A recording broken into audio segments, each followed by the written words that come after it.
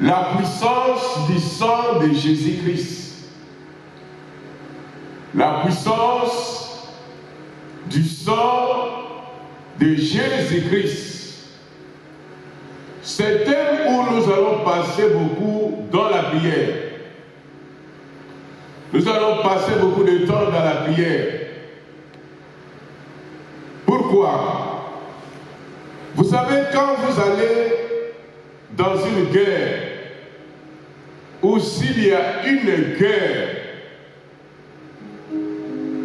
et vous êtes en face de cette guerre, et vous constatez qu'il y a de l'ampleur, c'est-à-dire cette guerre est dure et violente. Alors, vous de votre côté, qu'est-ce que vous devrez faire face à cette guerre? Je pense que vous allez aussi de votre côté chercher des munitions efficaces,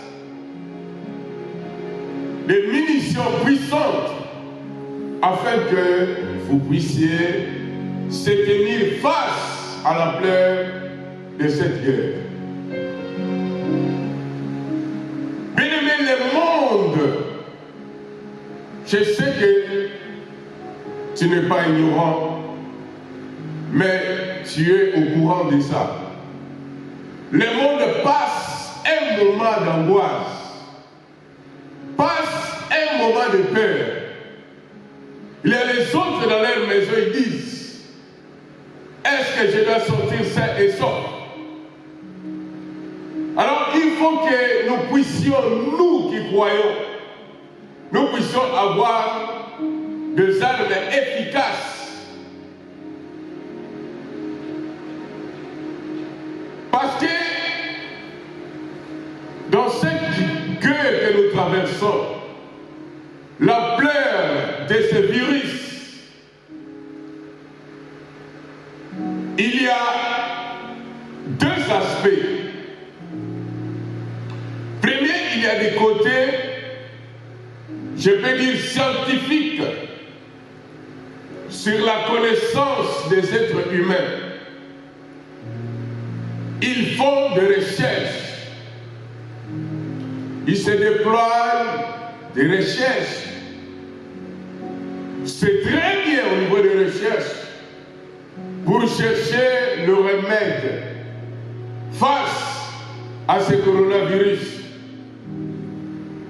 Et je pense que jusqu'au jour d'aujourd'hui, les recherches continuent. À l'exception de ce que le professeur Raoul avait dit par rapport au niveau des médicaments chloroquine. Gloire au Seigneur. C'est déjà un de plus.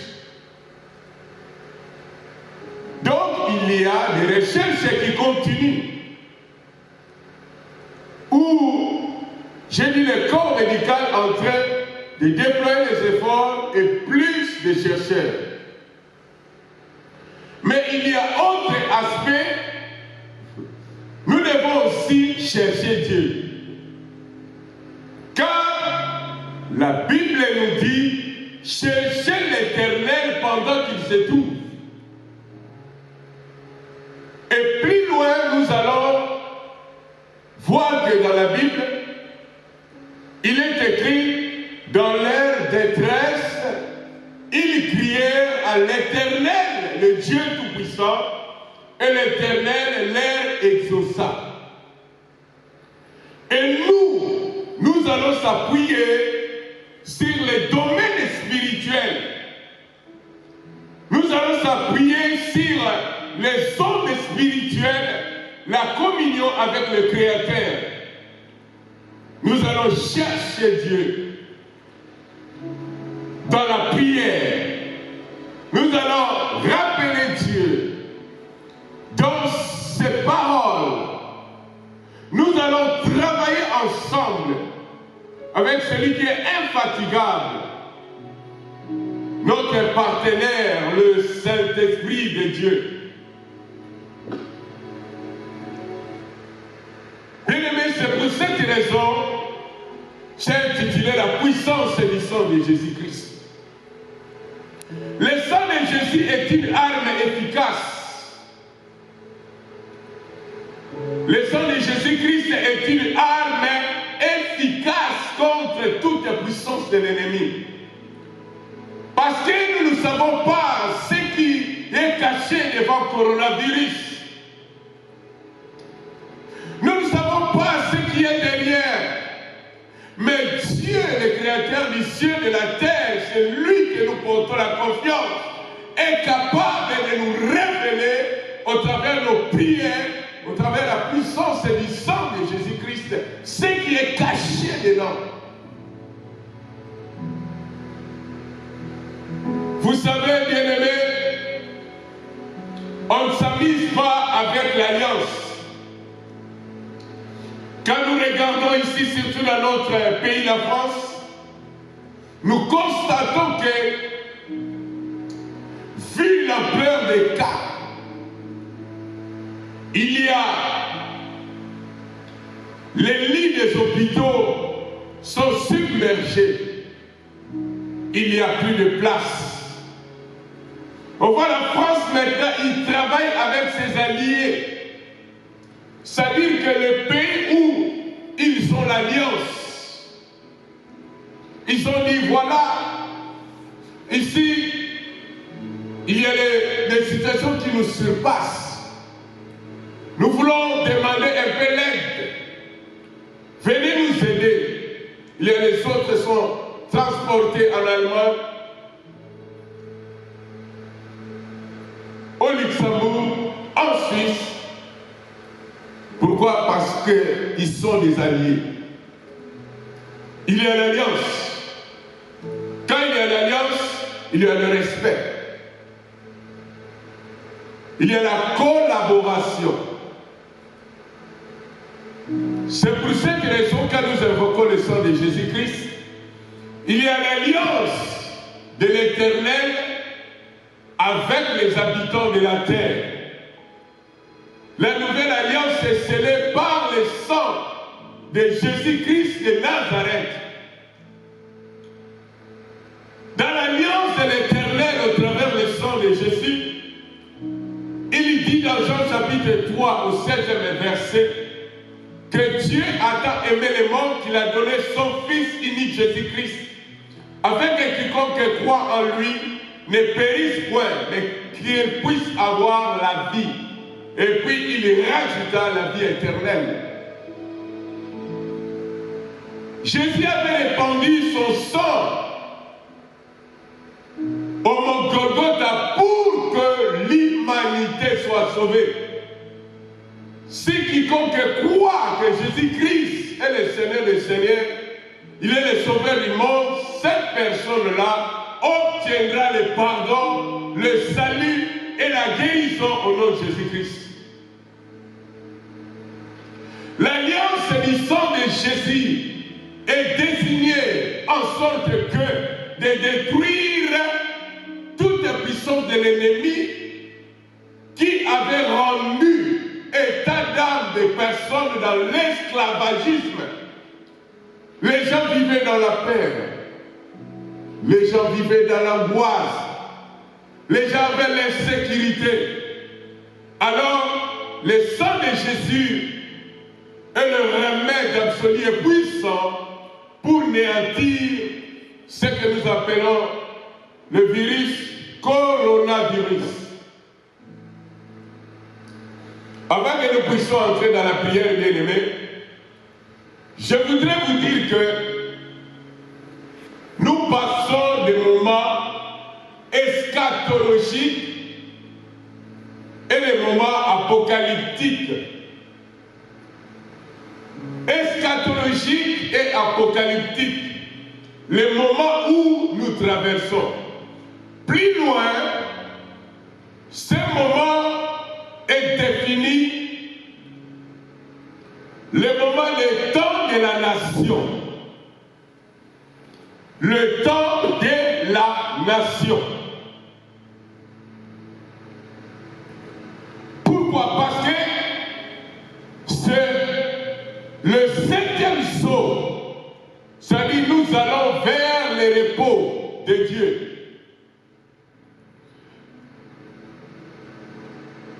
Pour comprendre les signes apocalyptiques et eschatologiques, je vous ai projeté une chose. Si vous lisez l'évangile selon Matthieu, chapitre 20, verset 20, là ce n'est pas mon thème, mais on essaye un peu d'aller vers des recherches apocalyptiques et eschatologiques. Je voudrais donner quand même quelques définitions sur ça. Après, nous allons lire l'évangile de Matthieu, chapitre 20, verset 20. Je commence premièrement sur l'eschatologie. Donc, quand nous regardons l'eschatologie, c'est tiré en deux. Donc, il y a deux mots qui sont liés à eschatologie. Premièrement,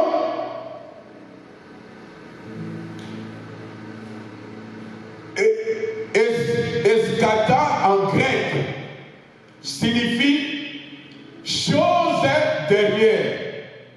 Et logie, nous savons, signifie science. L'eschatologie définit les choses qui vont faire la fin. Donc cela veut dire que nous pouvons étudier les choses qui vont faire la fin. Nous pouvons dire les signes qui vont faire la fin. Tendance de nous montrer qu'il y aura la fin qui va venir. Et on nous dit encore quoi? Il s'agit des événements vers la fin du monde, indication des signes annonciateurs de la consommation des temps, description du cataclysme final. C'est-à-dire qu'au niveau de l'eschatologie, il y a les signes qui annoncent vers la fin, des signes annonciateurs qui annoncent. Si vous voyez de tels signes, c'est le langage qui veut dire que nous allons vers la fin. Et nous allons comprendre la fin de quoi? Et puis on nous dit description du cataclysme final, c'est-à-dire des désastres finaux, des situations que nous pouvons dire phénoménales d'une manière incroyable. Bien aimé, alors, si nous voulons comprendre la définition sur Apocalypse, nous allons comprendre que Apocalypse veut dire révélation. Révélation veut dire les choses cachées. Donc, le moment où nous vivons, il y a aussi d'autres choses qui sont cachées. Il y a d'autres signes. Il faut avoir l'Esprit de Dieu pour déceler ces signes cachés. C'est pour cette raison, Dieu avait dit à Daniel,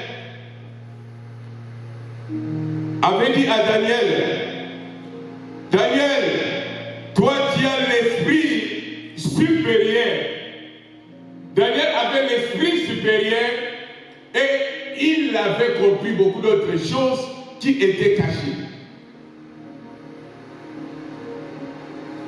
Et quand nous voyons le livre d'Apocalypse 13, la Bible nous dit que celui qui a de l'intelligence, il doit calculer. Donc nous sommes arrivés où le temps chacun de nous doit avoir la lumière du Saint-Esprit. Parce que le temps où nous vivons, bien aimé, on ne sait pas ce qui se cache derrière. L'humanité tout entière, nous sommes dans le silence. C'est le bon moment que nous qui avons reçu le Saint-Esprit, que nous puissions implorer à Dieu de nous révéler ce qui est caché, certainement. Maintenant, je reviens dans Matthieu chapitre 20, verset 20. Là où vous êtes, vous pouvez lire. Mais moi, je vais juste naviguer avec vous. Quand vous allez lire, vous allez voir le point que je dois noter. En regardant dans votre Bible, vous allez voir ce point-là. Ici, on nous parle des ouvriers des dernières heures. Les ouvriers des dernières heures.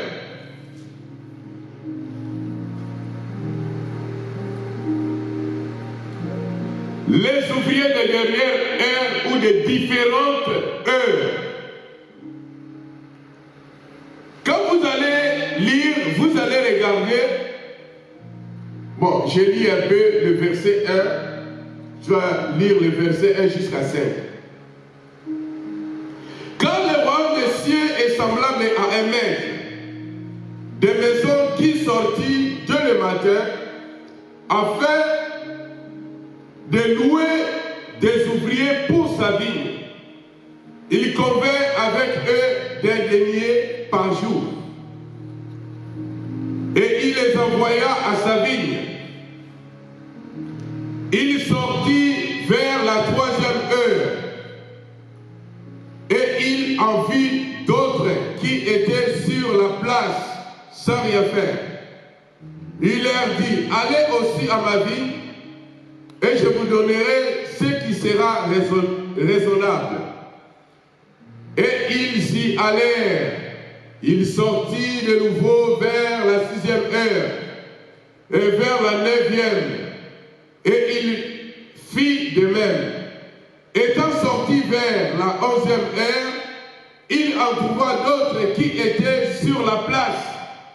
Et il leur dit, pourquoi vous tenez-vous ici toute la journée sans rien faire? Ils lui répondirent, c'est que personne, retenez bien le verset 7, s'il vous plaît. Ils lui répondirent, ça c'est les ouvriers de 11e heure. Ils lui répondirent, c'est que personne ne nous a loués. Allez aussi à ma vigne, leur dit-il. Voilà, vous allez continuer jusqu'à 16. Conclusion à 16. La Bible nous dit, ainsi les derniers seront les premiers et les premiers seront les derniers. Bien-aimés, les ouvriers des différentes heures, qu'est-ce que signifie? Ça, c'est la chronologie terrestre que Dieu a donnée au Fils des hommes. C'est une montre. Ça, c'est la montre du monde entier. Et pour comprendre cette montre, je vous envoie à Israël. Je vous envoie à Israël, à l'Orient. Parce que le jardin d'Éden était en Orient. Les êtres humains, les premières créatures, ont issu à l'Orient. Vous savez, avant de dire ça, je vous donne quelques explications. Le maître, Dieu le maître, on nous parle ainsi dans le texte que nous venons de lire, vous avez vu le maître. Le maître signifie Jésus-Christ.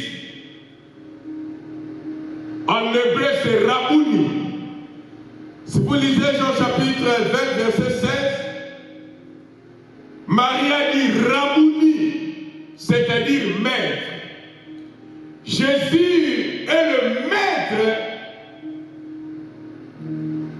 dans le monde entier. C'est-à-dire qu'il est le maître qui est en train de gérer tout ce qui est sa vigne. Vigne de l'Éternel. C'est les gens qui se tiennent à son service. Donc, maître, c'est Jésus-Christ. Maintenant, on nous dit encore ici les ouvriers. Qui sont les ouvriers? Les ouvriers sont des fidèles. Tu es fidèle, tu avais accepté Jésus-Christ comme Seigneur et Sauveur. Sachez très bien, bien-aimé, là où vous êtes un ouvrier au service du Maître, le service de qui? De Jésus-Christ, au nom de Rabouni, grand rabbin. Et vigne, nous avons dit que c'est le sacerdoce. Nous tous qui ont reçu Jésus-Christ en qualité de Seigneur et Sauveur, nous sommes à son service sacerdotal. Nous sommes là pour servir Dieu par les louanges, par l'adoration, par les instruments, les instruments, par encore d'autres services d'évangélisation, de prêche, comme je le fais là. Je suis au service du Seigneur. Alors, on nous dit, le maître avait appelé les premières personnes au 3e heure. Bien-aimés, je vous dis, nous étudions un peu eschatologie. J'avais dit que sont des signes qui vont vers la fin. Et nous avons dit Apocalypse, ce sont des choses cachées. Ici, on est en train de travailler avec le Saint-Esprit. Il doit nous éclairer cette montre. Bien aimé, l'humanité là, telle que nous sommes là, nous tournons sur l'horloge de Dieu. Il y a la chronologie de Dieu. Nous vivons dans la chronologie. Mais Dieu, il est dans les kairos. C'est-à-dire, il y a un temps où il doit accomplir ce qu'il avait dit. Mais nous vivons dans le chronos. C'est-à-dire, au niveau de la chronologie, la montre. 3e heure que nous lisons dans l'Évangile selon Matthieu, c'est l'heure où le Saint-Esprit est venu. Le Saint-Esprit est venu au 3e heure. 3e heure, et nous voyons Pierre, acte des apôtres, il s'est tenu. Il a commencé de prêcher d'une manière persuasive, où beaucoup de gens se sont convertis. Là, c'était 3e heure. Le Saint-Esprit était venu. Souvenez-vous du livre du prophète Joël. Dieu dira, dans les derniers jours, je répandrai de mon esprit sur toutes les chairs. Vos fils et vos filles prophétiseront. C'est 3e heure. Et bien aimé, je voudrais rajouter, vous savez, quand il y a le vent du Saint-Esprit, le vent du Saint-Esprit produit aussi le vent de la croissance, produit aussi le vent de bénédiction, produit aussi le vent de changement. Parce que l'Esprit de Dieu, quand il est là, il fera en sorte que tout ce que vous allez vivre dans ces lieux-là soit d'une manière extraordinaire. Il y aura l'épanouissement, il y aura le mouvement, il y aura des vies, il y aura des changements. Parce qu'il agit selon le plan magnifique de Dieu pour les êtres humains. Merci, cher Saint-Esprit. Nous te saluons. Alors on nous dit encore le Maître. C'est-à-dire Jésus-Christ, il avait légué le Saint-Esprit, troisième heure. Et Jésus-Christ a légué le Saint-Esprit au sixième heure. Qu'est-ce que signifie sixième heure? Bien-aimés, si nous regardons, nous allons voir lorsque les apôtres ont reçu le Saint-Esprit, ils ont commencé maintenant à aller de témoigner l'évangile. Souvenez-vous de Saul de Tarse. Est-ce que vous vous souvenez de Saul de Tarse? Tarse, c'est où? C'est en Turquie. Tarse, c'est une ville en Turquie. Et nous voyons 6e heure. Déjà l'évangile commence à percer le continent d'Asie. Si nous regardons le continent d'Asie, 6e heure, nous allons voir comment est-ce que l'évangile avait touché. Si nous regardons, nous allons voir Inde. Inde avait reçu l'évangile. De ce continent, la Philippines, ils avaient reçu l'évangile. Le continent d'Asie était envahi par la puissance du Saint-Esprit. Il y a une grande église en Corée, en Asie. Asie, c'est 6e heure. L'évangile était entré là-bas. Si vous regardez même dans ce pays, l'économie de ce continent est dans la pleure, dans la croissance, à la hauteur. Coronavirus a commencé où en Asie? Ils avaient passé des moments difficiles. Mais si nous regardons dans l'histoire, nous allons voir que c'est le continent d'Asie. Jadis, il n'y avait pas vraiment de l'ampleur. C'était des communistes. Il n'y avait pas l'ampleur. Mais si nous regardons aujourd'hui, ils ont la puissance et la croissance économique d'une manière incroyable. D'une manière incroyable. Pourquoi? Parce que comme j'avais dit, le Saint-Esprit quand il vient avec les vagues de l'économie et vagues de changements. C'est 6e heure. On nous dit encore le Maître était sorti vers la 9e heure. Il trouva aussi les autres et dit, venez travailler dans ma ville. 9e heure, bien-aimés, tournez le regard vers le continent d'Amérique. Continent d'Amérique. Continent d'Amérique, c'était 9e heure. Et là-bas, il y a eu aussi un grand réveil spirituel. Il réveille notre intelligence. Il réveille tout ce que nous détenons. Et il nous bouge. Il nous fait bouger, afin que nous puissions aller en action. Là, c'est 9e heure. Et qui sont les ouvriers de 11e heure? Qui sont ces ouvriers-là de 11e heure? Je vous ai dit, retenez le verset 7.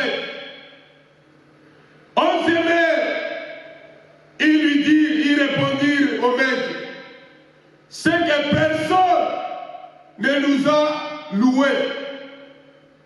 C'est-à-dire, c'est les ouvriers qu'on faisait d'aucun cas.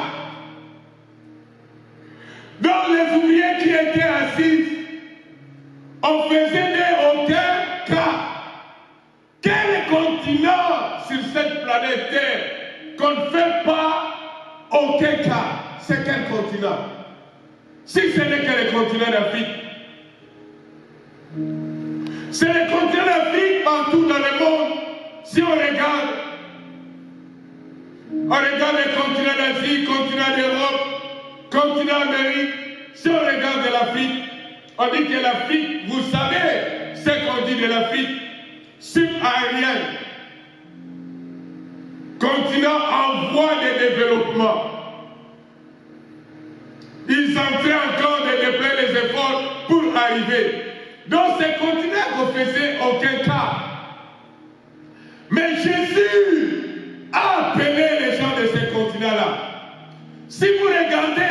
l'Afrique. Mais il y a un réveil extraordinaire. Dans mon pays RDC, il y a un grand réveil spirituel. Et je sais un homme que j'ai reçu l'évangile, apôtre Aïdine Apala. Cet homme a ramené beaucoup de âmes au Seigneur. Un réveil extraordinaire. Et si nous regardons plus loin, les prédécesseurs, tels que Simon Kimam, c'était les serviteurs où ils avaient ramené un grand réveil dans notre pays. Jusqu'aujourd'hui, il y a les hommes, il y a les servants qui amènent un grand réveil. Sans compter notre pays africain, ils sont partout dans l'Europe, partout dans notre continent. Ils témoignent la puissance de l'évangile.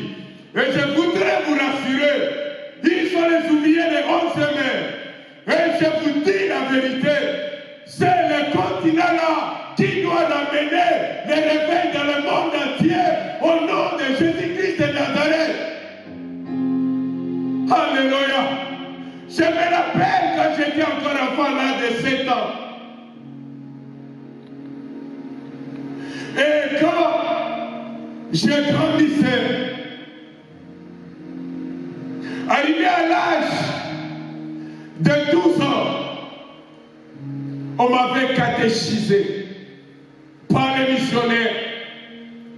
On m'avait appris de faire le catéchisme. On me posait des questions de religion. Je répondais. On me disait, tu habites dans le ciel. Oui ou non? Je disais oui. Dieu avait créé ces créatures, les êtres humains. Oui ou non? Je répondais oui. Les missionnaires venaient nous enseigner la parole. Ils sont venus nous montrer comment, alléluia, apprendre sur le chemin du Seigneur.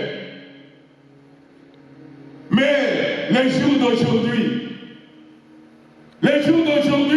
c'est moi maintenant quittant l'Afrique. Et je l'amène la parole de Dieu dans les continents d'Europe. Donc c'est fini à cette époque-là. Il y a maintenant un réveil spirituel. Les Africains, ils vont amener le réveil ici en Europe. Pourquoi? Parce qu'ici, quand le réveil avait sonné, l'Europe est bénie.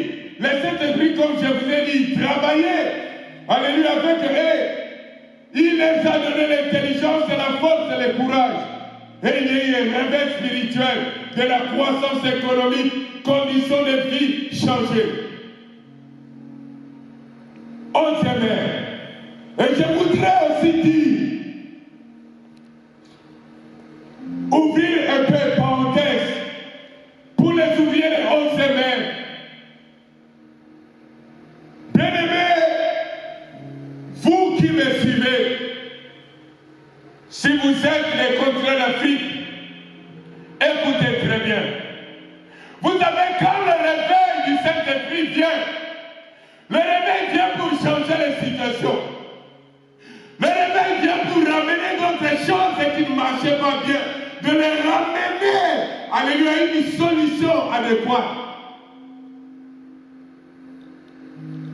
Les États-Unis dans le continent d'Afrique, c'est l'esprit d'intelligence, c'est l'esprit de sagesse, c'est l'esprit de force.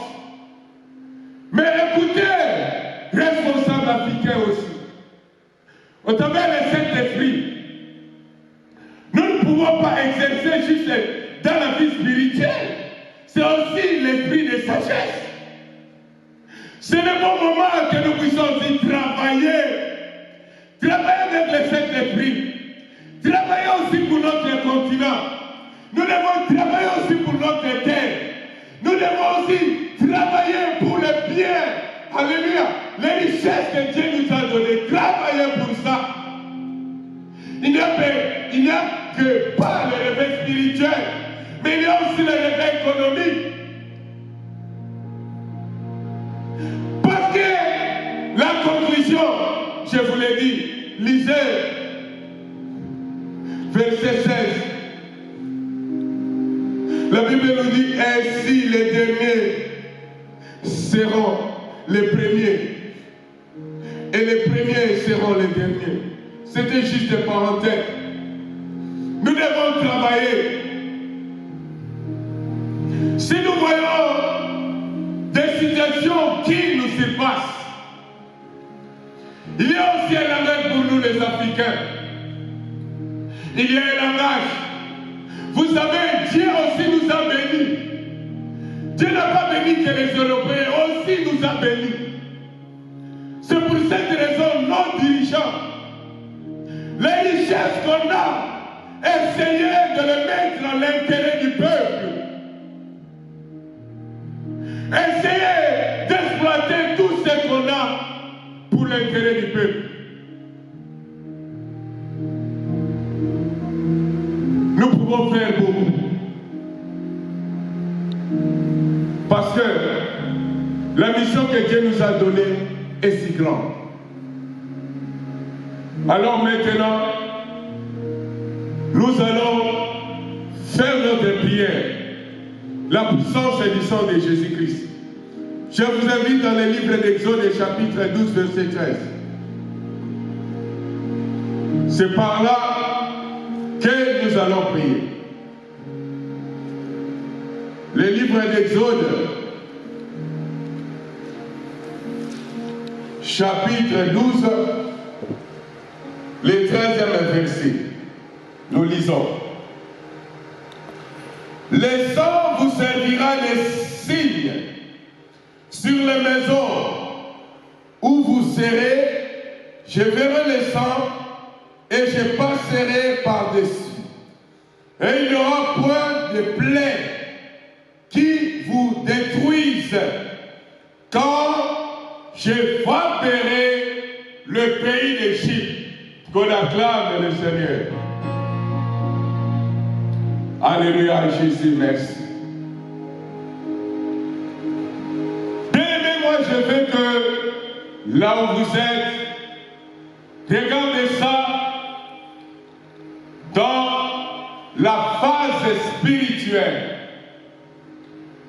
Coronavirus, là, bien-aimé, c'est un esprit méchant. Et devant ce virus, nous voyons, pour nous, il y a un seul aussi moyen que nous puissions implorer le sang de Jésus-Christ. Que nous puissions invoquer la puissance du sang de Jésus-Christ.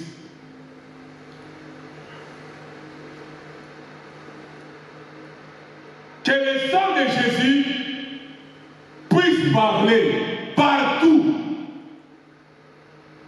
Partout, je dis bien partout.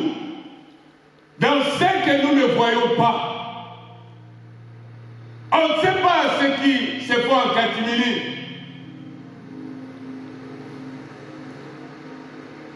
J'ai entendu au niveau des médias, j'ai suivi que le président de Russie, Poutine, il dit, mais quel complot qui se passe, on ne sait pas. Alors la puissance et du sang de Jésus est capable d'anéantir tout ce qui est les forces des ténèbres. La Bible nous dit, ce monde est sous l'emprise du diable. Cela veut dire que dans ce monde où nous vivons, tant que tu es un être humain, tant que tu crois à la parole, tant que tu as la parole, je te dis, tu dois te réveiller parce qu'il y a d'autres choses que tu ne vois pas. Ça peut apparaître pour détruire la vie des gens, pour détruire ce qui est de bien que Dieu avait tracé.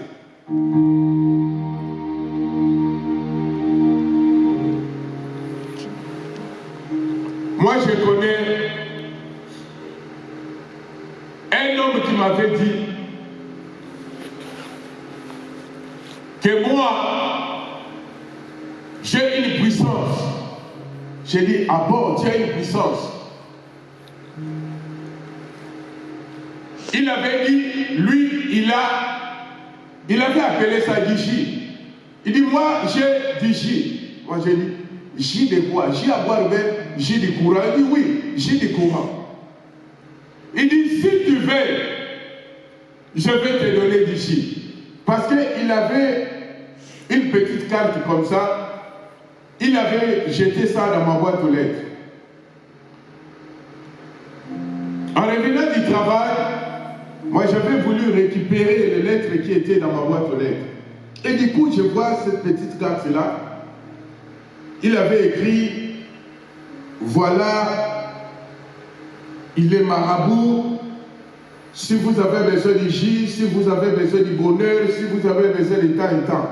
J'ai dit, ah bon, gloire à Dieu. Moi j'aime des personnes pareilles. J'ai pris la carte. J'ai saisi la carte au nom de Jésus. J'ai vu son numéro, j'ai fait le numéro. Allô? Oui, bonjour, allô, monsieur. Ah, vous m'appelez pour des J. Moi, j'ai dit, quels sont les J? Il dit, J, si vous voulez la puissance, si vous voulez de l'argent, des succès, je vous les donne. Moi, j'ai dit, ah bon, tu es qui? Il me dit, ah, il est marabout. J'ai dit, ah bon, c'est toi qui donnes les gens du bonheur. Hein. Tu es un être humain, mais tu donnes les gens du bonheur. Hein. Il dit, oui, parce que lui, il a vraiment ça. Il a la puissance et tout. Moi, je lui ai dit, écoutez, ne t'éloigne pas de la ligne. Restez en contact. Je lui ai dit, moi, je suis un envoyé de l'Éternel. Je voudrais te dire que là où tu as la grâce. Tu connais la personne Jésus-Christ. Il était resté silence. Je dis, tu connais Jésus-Christ. Je dis, Jésus-Christ, il est au-dessus de tous les esprits. Il avait ressuscité Lazare. Jésus-Christ avait marché sur les eaux. Jésus-Christ avait guéri les malades. Jésus-Christ était monté au ciel. Bien aimé, quand je disais cela, la personne a dit, mais tu es qui? Il a décroché le téléphone. Et j'ai rigolé, j'ai dit, mais où est ta puissance? Pourquoi tu n'as pas voulu entendre le nom de Jésus-Christ? Tu n'as pas voulu écouter voir même, Jésus avait marché sur les eaux. Regardez les êtres humains. Aucune puissance qui peut surpasser la puissance du sang de Jésus. Le sang de Jésus est au-dessus de toutes les forces magnifiques, sataniques, ne pourra jamais se tenir devant le sang immaculé de Jésus-Christ qui crie jusqu'au jour d'aujourd'hui. Le sang de Jésus est lié dans l'alliance de l'humanité, salut pour l'humanité. Quiconque croit, tu es entré dans l'alliance du sang de Jésus. C'est pour cette raison, le sang de l'agneau avait épargné les Israélites dans le pays d'Égypte. Il dit, le sang vous servira de signe. Ce matin, bien aimé, le sang de Jésus est une arme puissante et forte. Même dans la vie de famille, je vous l'ai dit, il faut élever le sang de Jésus-Christ. Élevez le sang de Jésus dans votre foyer, dans votre corps. Élevez le sang de Jésus, priez. Dites que la puissance du sang de Jésus nous épargne. La puissance du sang de Jésus nous affranchit. La puissance du sang de Jésus détruit le coronavirus. Cet esprit démoniaque qui est en train de tuer les gens. Bien aimés, je vous invite à prier. Nous allons envoyer juste le sang de Jésus-Christ partout. Demandez la pluie du sang. Si le sang de l'agneau avait épargné les enfants d'Israël dans l'Égypte, à combien plus forte raison le sang de Jésus? Moi je sais que le sang de Jésus-Christ bouillonne. Le sang de Jésus bouillonne. Le sang de Jésus bouillonne. La puissance du sang de Jésus.